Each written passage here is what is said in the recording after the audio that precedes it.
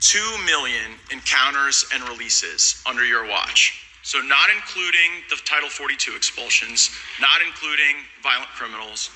Of those 2 million plus that you've encountered and released, how many have you told to go home?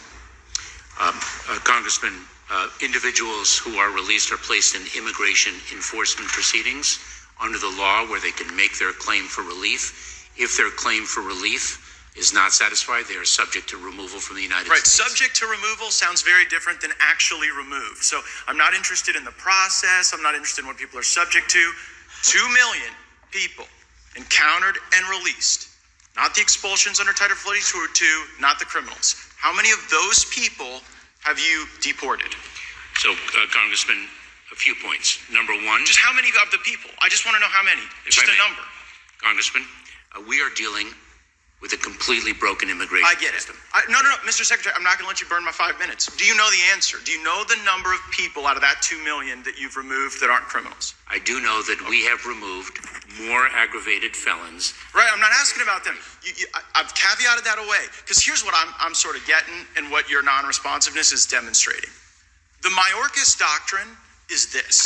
If you show up at the border and get released into the country, if you don't commit a specific aggravated felony, which, by the way, doesn't include a lot of assault and battery, doesn't include a lot of bad domestic violence, but if you're not one of the people who commit those crimes, you get to stay forever.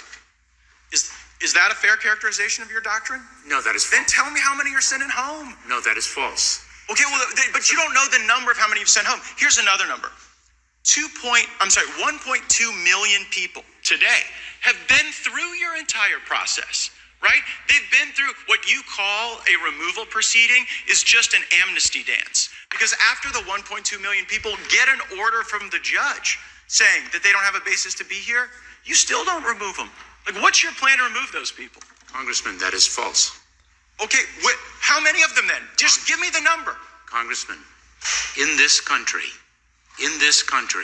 there are between 11 and 12 million. Right, but I'm asking about a subset that you won't send home. And the reason you're smirking about it and the reason you won't answer my question is because everybody gets the joke. And the sad thing is it's not just us here, it's the cartels who get the joke too. And so now what you've done to execute this Mayorkas doctrine where so long as you don't commit a crime, you get to stay here and burden our hospitals, burden our schools, burden our social services, burden our jails.